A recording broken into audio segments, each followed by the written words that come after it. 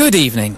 I'm George McFarty. Tonight we're going to review the new book, The Dog Delusion, by the Professor for the Public Understanding of Domestic Science, Roland Gorkings. Totally party lite mamma in the bar. Young born dearie nitty dog, girder herder hot doggy. Born meshty, plum port. Finish girder herder hot dog. Girder die brother, and fur die split. Mr. Ketchup for the hot doggy. Oh, neat dear doggy for hot dog. Work a hot doggy, knit their doggy. Hot.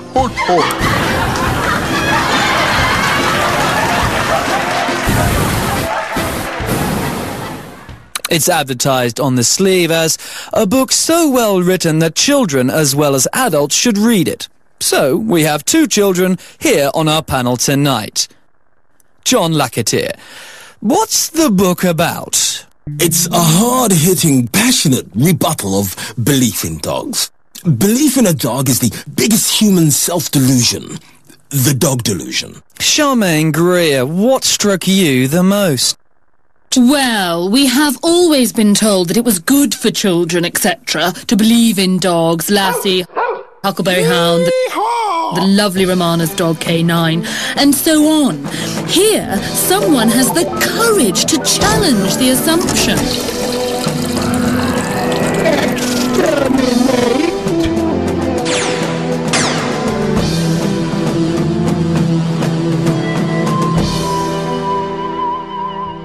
I like the bit about how we evolved naturally to believe in dogs. The development of social consciousness required us to have a belief in a best friend.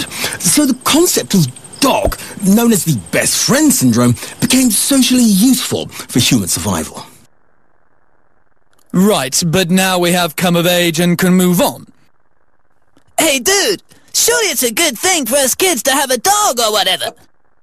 Not at all. The key thing is the truth. The truth that all our consciousness and decisions have been programmed by selfish genes, and belief in dogs is just an idea infecting our brains.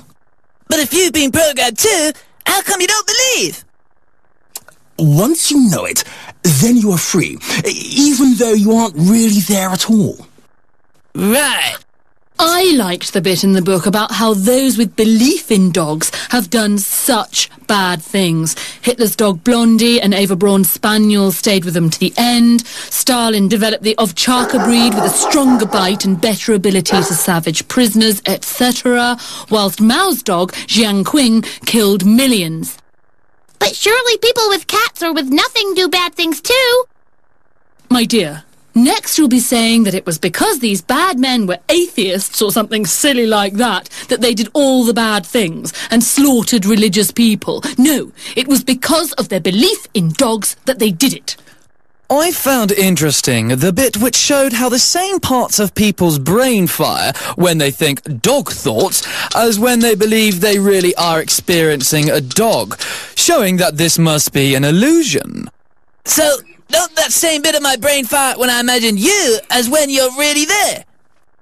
That's altogether different. I think we are seeing here the dangers of our children being exposed to the propaganda. I might say dogma of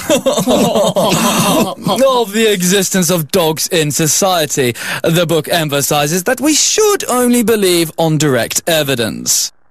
So, should I not believe what my science teacher says about atoms and things in school if I don't have my own atomizer or whatever?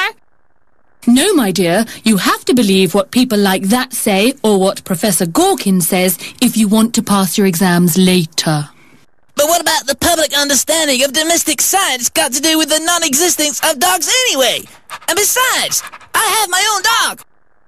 No, you see, you only think you do. Just like Jimmy Stewart thought he had a giant rabbit friend named Harvey. Just because Stewart was a drunk loner, but millions of people think they're experiencing their dog, it doesn't make this less of a delusion. Dudes, why do you bother with all this stuff? Why not just let kids believe in their dog? What's the point anyway?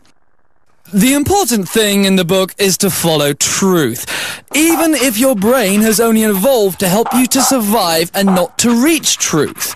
You can enjoy playing in the garden just as much without a dog to play there with you. And on that uplifting note, we must leave tonight's discussion with thanks to our panel.